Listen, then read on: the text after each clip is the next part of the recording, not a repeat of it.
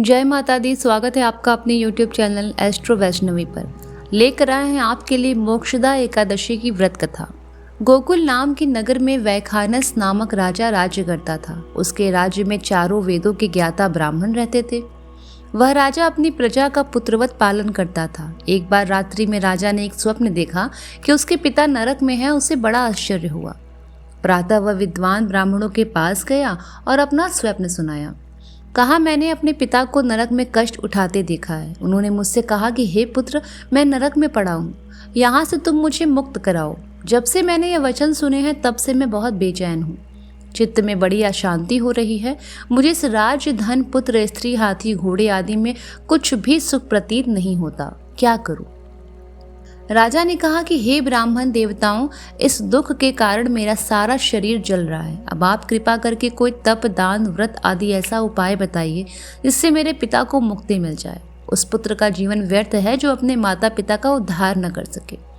एक उत्तम पुत्र जो अपने माता पिता तथा पूर्वजों का उद्धार करता है वो 1000 मूर्ख पुत्रों से अच्छा है। जैसे एक चंद्रमा सारे जगत में प्रकाश कर देती है परंतु हजारों तारे नहीं कर सकते। ब्राह्मणों ने कहा कि हे राजन, यहाँ पास ही भूत, भविष्य, वर्तमान के ज्ञाता पर्वत ऋषि का आश्रम है। आपकी समस्या का हल वे जरूर करेंगे। ऐसा सुनकर राजा मुनि के आश्रम पर गया। उस आश्रम में अनेक शांत चित्त योगी और मुनि तपस्या कर रहे थे। उसी जगह पर्वत मुनि बैठे थे।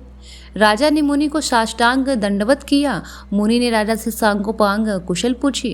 राजा ने कहा कि महाराज, आपकी कृपा से मेरे राज्य में सब कुशल है, लेकिन अकस्मात मेरे चित्त में अत्यंत अशांति होने लगी है। ऐसा सुनकर पर्वत मुनि ने आंखें बंद की और भूत विचारने लगे।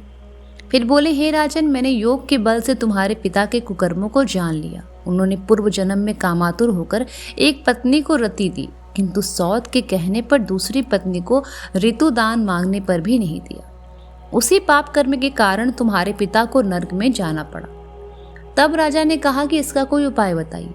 मुनि बोले, हे राजन, आप मार्गशीर्ष एकादशी का उपवास करें और उस उपवास के पुण्य को अपने पिता को संकल्प कर दें।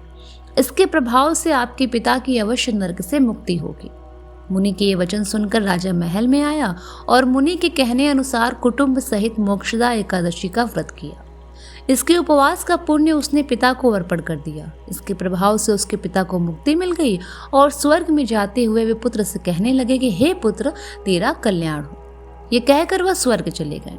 मार्गशीर्ष मास के शुक्ल पक्ष की मोक्षदा एकादशी का जो व्रत करते हैं उनके समस्त पाप नष्ट हो जाते हैं और इस व्रत से बढ़कर मोक्ष देने वाला कोई दूसरा व्रत नहीं है। इस दिन गीता जयंती भी मनाई जाती है। साथ ही यह धनुर्मास की एकादशी कहलाती है। अतः इस एकादशी का महत्व कई गुना और भी बढ़ जाता है। इस दिन से गीता का पाठ का अनुष्ठान आरंभ करें तथा थोड़े दिनों में ही गीता अवश्य पढ़ें।